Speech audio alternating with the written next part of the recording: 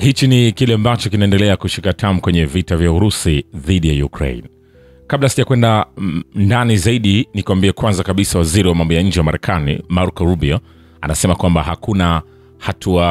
kwamba kuna hatua kubwa ambayo imefikiwa wakati wa mazungumzo na maafisa wa Ukraine mjini Geneva kuhusu mpango ulioandaliwa wa amani ulioandaliwa na Washington. Bila kutoa maelezo ya kina, Rubio amewaambia waandishi wa habari Jumapili kwamba kwenye mazungumzo hayo wamefanikiwa kuandaa hati ya msingi ambayo ingetumika kwa ajili ya majadiliano zaidi kuelekea kufikiwa makubaliano ya amani. Rubio, ambaye ujumbe wake ulijumuisha mkwewe Trump, Jared Kushner, na mjumbe wa kidiplomasia Steve Witkoff, ameongeza kuwa wamepiga hatua kubwa ya kupunguza vipengele vinavyozua mivutano na kusisitiza kwamba masuala yote yanaweza kupata suluhu, na kwa maana hiyo anaamini wataweza kufikia malengo. Anasema, "Sitaki kukisia au kuingia kwa kina kwenye vipengele vyovyote maalum katika toleo jipya la pendekezo, kwa sababu kusema kweli, kufikia kesho usiku inayofuata, hilo linaweza kuwa limebadilika, lakini naweza kuwaambia nina matumaini makubwa kwamba tunaweza kukamilisha jambo hapa kwa sababu tumepiga hatua kubwa leo," alisema Rubio. Mkuu wa ujumbe wa Ukraine Andriy Yermak pia aliwaambia waandishi wa habari mapema kwamba pande hizo zimefikia pazuri sana na zinasonga mbele kuelekea amani ya haki na ya kudumu ambayo watu wa Ukraine wanastahili. Rais wa Marekani Donald Trump aliipatia Ukraine hadi Novemba 27 kupitisha mpango wake huo tata, ambao kwa kiasi kikubwa wakuu wa mataifa ya Ulaya, ikiwa ni pamoja na waziri mkuu wa Uingereza Keir Starmer, waziri mkuu wa Italia Giorgia Meloni na kansela wa Ujerumani Friedrich Merz wanataka majadiliano ya kina kabla ya kuafikiwa. Rais wa Faransa Emmanuel Macron, yeye aliyezungumza kwa simu na Zelensky Jumapili, alisema mataifa 30 yaliyo kwenye kile kinachoitwa muungano walio tayari kuisaidia Kiev yatafanya mazungumzo kwa njia ya video siku ya Jumanne. Kiev pia inataka kufanyike mabadiliko kwenye rasimu hiyo inayoifungulia milango zaidi Urusi na kuitaka Ukraine iliyovamiwa kuachilia maeneo, kupunguza jeshi lake na kuahidi kutojiunga na jumuiya ya kijeshi ya NATO.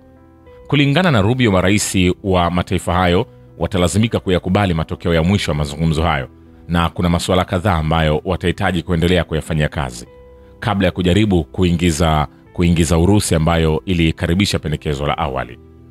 Katika hatua nyingine, Rais Volodymyr Zelensky wa Ukraine alinukuliwa Jumapili akisema ilikuwa ni hatua nzuri kwa Ukraine kufanya mazungumzo na wawakilishi wa Marekani, na kuongeza kuwa ilikuwa ni ishara kwamba timu ya Trump inawasikiliza, huku akishukuru Marekani kwa msaada wake. Taarifa nyingine zimesema maafisa wa mataifa hayo mawili wanajadiliana kuhusu ziara ya Zelensky wiki hii mjini Washington kwa lengo la kujadiliana mpango huo wa amani na Rais Trump, hii ikiwa ni kulingana na duru zenye uelewa na swala hilo. Kulingana na chanzo kimoja, marais hao wawili watakutana ili kujadili vipengele tata zaidi vilivyowekwa na Marekani kwenye pendekezo hilo, na hasa swala la maeneo. Nikwambia hivi, hatujamaliza. Vilevile kansela wa Ujerumani Friedrich Merz ametilia mashaka iwapo makubaliano yanaweza kufikiwa kuhusu mpango wa amani wenye vipengele 28 uliopendekezwa na rais wa Marekani Donald Trump ili kumaliza vita vya Ukraine. Akizungumza kwenye mkutano wa kilele wa G20 ambao umemalizika Afrika Kusini, Merz amesema haoni makubaliano hayo yakifikiwa Alhamisi wiki ijayo kama alivyopendekeza Rais Trump. Nikwambia hivi, hatujamaliza. Vilevile, kurefusha mzozo nchini Ukraine hakutaboresha msimamo wa mazungumzo wa Kiev, The Economist imeripoti kinukuu chanzo cha ujasusi cha Ukraine. Hivi sasa tunasubiri karibu katika miezi miwili ijayo. Nani anajua mkataba unaotolewa hautakuwa bora zaidi ifikapo wakati huo, pia chanzo hicho kilisema. Jarida hilo lilisisitiza kwamba Ukraine inakabiliwa na migogoro kadhaa kwa wakati mmoja, ikiwa ni pamoja na kusonga mbele kwa kasi kwa wanajeshi wa Urusi, uhaba wa askari wa miguu na kashfa za kisiasa za ndani. Rais Donald Trump anaweza kusitisha usaidizi wa Marekani kwa Ukraine, Financial Times iliripoti kimnukuu afisa wa Ulaya. Hiyo ni hali ambayo ni wazi tunapanga, gazeti la Uingereza lilimnukuu afisa huyo akisema kulingana naye kiongozi huyo wa Marekani anaweza kujiondoa katika usaidizi wake kwa kuchanganyikiwa. Kumbuka waziri wa mambo ya nje wa Marekani Marco Rubio aliwaambia waandishi wa habari kwenye mkutano wa Geneva kuhusu kutatua mgogoro wa Ukraine siku ya Jumapili kwamba hakuondoi uwezekano wa mazungumzo kati ya Trump na Zelensky. Nikwambia hivi, hatujamaliza. Vilevile, mpango wa utatuzi wa amani wa mgogoro ambao ujumbe wa Ukraine unajadili na wawakilishi wa Marekani na Ulaya huko Geneva hivi karibuni utakamilika. Katibu wa Baraza la Usalama na Ulinzi la Ukraine Rustem Umerov anasema, mapendekezo yetu ya sasa, ingawa bado hayajakamilika, yanajumuisha vipaumbele vingi vya Ukraine.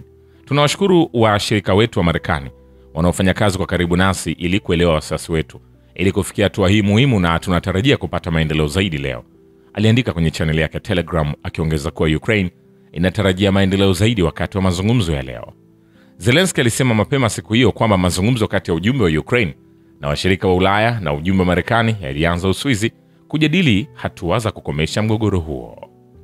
Vile Marekani inaendelea kuuza silaha kwa NATO kwa ajili ya kusambaza kwa Ukraine, ingawa Kiev haijaishukuru upande wa Marekani kwa juhudi zake. Rais Donald Trump anasema uongozi wa Ukraine haujatoa shukrani zozote kwa juhudi zetu, na Ulaya inaendelea kununua mafuta kutoka Urusi.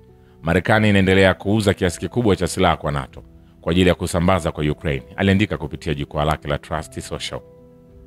Kwa mara nyingine tena alimshutumu mtangulizi wake Joe Biden kuhusu kuzuka kwa mzozo huo. Kama uchaguzi wa rais wa 2020 haungeibiwa, hakungekuwa na vita vya Ukraine na Urusi, kwani hakukuwa hata kutajwa wakati wa muhula wangu wa kwanza. Vile Tume ya Ulaya inasisitiza kwamba haipaswi kuwa na makubaliano ya eneo kwa upande wa Ukraine, ambayo lazima ihifadhi vikosi vyake vya kijeshi. Rais wa Tume ya Ulaya Ursula von der Leyen anasema kwanza, mipaka haiwezi kubadilishwa kwa nguvu, alisema katika taarifa iliyotolewa na vyombo vya habari kabla ya mazungumzo kuhusu mpango wa amani wa Marekani huko Geneva. Pili, kama taifa huru hakuwezi kuwa na vikwazo kwa vikosi vya Ukraine ambavyo vitaiacha nchi hiyo ikiwa katika hatari ya kushambuliwa siku zijazo na hivyo kudhoofisha usalama wa Ulaya. Tatu, umuhimu wa Umoja wa Ulaya katika kupata amani kwa Ukraine lazima uonekane kikamilifu. Chanzo cha kidiplomasia kilisema mapema kwamba madai muhimu ya Brussels ni kuondoa vikwazo vyovyote juu ya nguvu ya jeshi la Ukraine na kukataa kuhamisha udhibiti wa baadhi ya mali zilizofungiwa za Urusi hadi Washington, kwani hii ingedhoofisha mkakati wa nungunungu wa chuma wa Ulaya. Nikwambie hivi, hatujamaliza. Kumbuka hichi ni kile ambacho kinaendelea kushika tamu kwenye vita vya Urusi dhidi ya Ukraine, na kusogezea hatua kwa hatua upata nafasi ya kufahamu moja kwa moja. Wawakilishi kutoka Washington na Kiev wanakusudia kukubaliana kuhusu maelezo ya mwisho ya mpango wa rasimu ya Marekani kwa ajili ya suluhu ya amani ya mgogoro nchini Ukraine wakati wa mazungumzo yaliyopangwa kufanyika Geneva, Reuters inaripoti. Lakini mpango ambao umetolewa na Washington ndio msingi imara wa mazungumzo kuhusu suluhu nchini Ukraine. Waziri wa mambo ya nje wa Marekani Marco Rubio anasema kupitia X, pendekezo la amani liliandikwa na Marekani linatolewa kama mfumo imara wa mazungumzo yanayoendelea. Linatokana na mchango kutoka upande wa Urusi, lakini pia linatokana na mchango wa awali na unaoendelea kutoka Ukraine. Sasa nikupeleke kwa rais wa taifa la Ukraine Volodymyr Zelensky. Anasema anaweza kutembelea Marekani kujadili mpango wa Washington wa kutatua mgogoro nchini Ukraine. Mjumbe maalum wa rais wa Marekani kwa Ukraine Keith Kellogg anasema kupitia Fox News. Vilevile mwanadiplomasia wa Uingereza na wanadiplomasia wengine wanatambua faragan kwamba mpango uliofichuliwa na utawala wa rais wa Marekani wa kutatua mgogoro nchini Ukraine unaweza kuwa msingi wa kukomesha uhasama. Gazeti la The Sunday Times linaripoti likinukuu vyanzo mbalimbali. Katika hali ya sasa, hii inaweza kuwa tumaini bora la Kiev. Sio kamilifu, lakini pia sio mwisho. Inaweza kutoa njia kukomesha mauaji na kuturuhusu kuzingatia kujenga upya Ukraine, mwanadiplomasia wa Uingereza alisema. Sasa nikutoe huko nikupeleke kwa Ufaransa, ambapo ndege zao za kivita za Rafale inaelezwa kwamba hazifai kabisa kutumika katika shughuli za mapigano nchini Ukraine kutokana na ugumu wake na mahitaji ya uwanja wa ndege. Mtaalamu wa anga Cyril Delattre anasema ndege ya Rafale haifai kabisa kwa shughuli nchini Ukraine. Ni ngumu sana kufanya kazi na inahitaji matengenezo makubwa ya kiufundi. Mtaalamu huyo pia alibainisha gharama kubwa ya uendeshaji wa ndege hiyo, takriban euro 20,000 sawa na rubo milioni 1.8 kwa saa ya ndege.